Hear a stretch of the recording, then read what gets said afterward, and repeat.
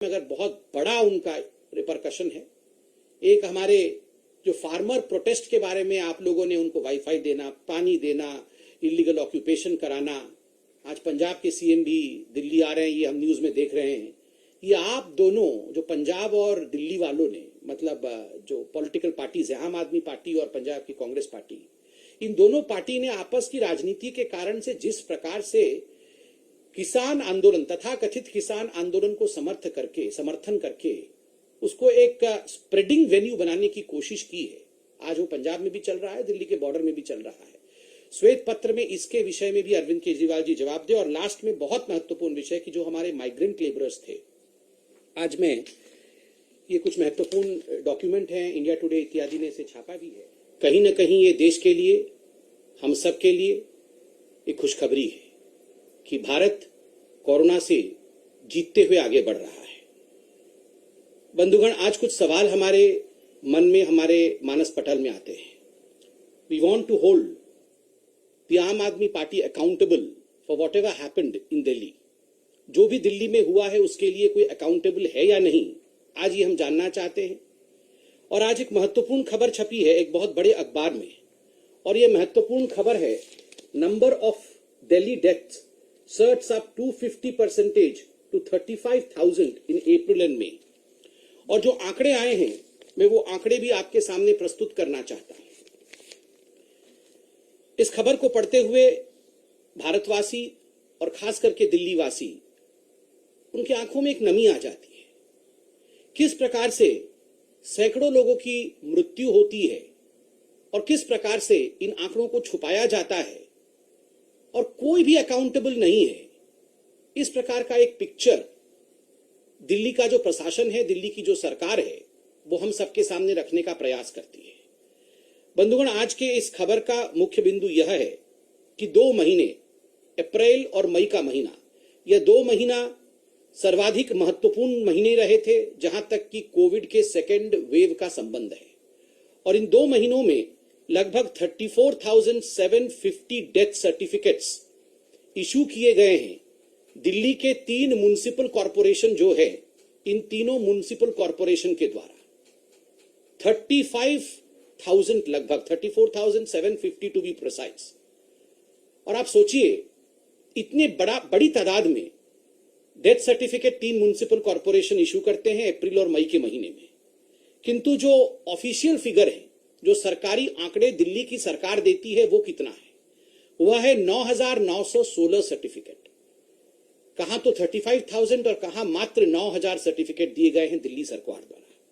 एक तरह से अगर ये देखा जाए तो ये 250% इंक्रीज है, 250% इजाफा है संख्या में मृतकों की, जो आंकड़े दिखाए गए और जो वास्तविक संख्या है मृतकों का। बंधुगण, जो ऑफिशियल कोविड फिगर्स 2 महीने के रहे हैं, वो कुल मिलाकर के 13,201 रहे हैं, और जो डिफरेंस होता है म्युनिसिपल कॉरपोरेशन द्वारा दिए हुए आंकड़ों का और ऑफिशियल फिगर्स का, वो होता है 21,549। आप सोचिए, अनअकाउंटेड डेथ 21,000 से अधिक ऐसी मृत्यु हुई है दिल्ली शहर के अंदर जो अभी तक अनअकाउंटेड है, जिनके विषय में कोई हिसाब देने को तैयार नहीं है। कहां से 21,000 लोगों की मृत्यु हुई, कैसे 21,000 लोगों की मृत्यु हुई, वो कौन लोग हैं जिनका दिल्ली सरकार नाम भी लेना नहीं चाहती है। आज मैंने पढ़ा है इस अखबार में कि कुछ महत्वपूर्ण अधिकारियों ने एक मांग रखी है कि दिल्ली में डेथ ऑडिट भी किया जाए। आपको याद होगा किस प्रकार से ऑक्सीजन ऑडिट की मांग दिल्ली में सुप्रीम कोर्ट में हुआ था। दिल्ली की सरकार ने ऑक्सीजन ऑडिट के खिलाफ अपना मुहिम छेड़ दिया था कि हम ऑक्सीजन ऑडिट नहीं चाहते। आज दिल्ली में इस प्रकार का एक, मैं कहूंगा, डिस्क्रिपेंसी हुआ है। जो संख्या दिया गया है और जो वास्तविक संख्या है, एक डेथ ऑडिट के लिए एक्सपर्ट बोल रहे हैं, दिल्ली की सरकार इस पे सफाई दे। बंधुगण, केवल इतना ही नहीं, आपने 2 दिनों से अखबारों में देखा होगा कि जो CFR केस फैटेलिटी रेट होता है, वह पूरे हिंदुस्तान में सर्वाधिक दिल्ली में है। दिल्ली और दूसरे नंबर पर पंजाब आती है।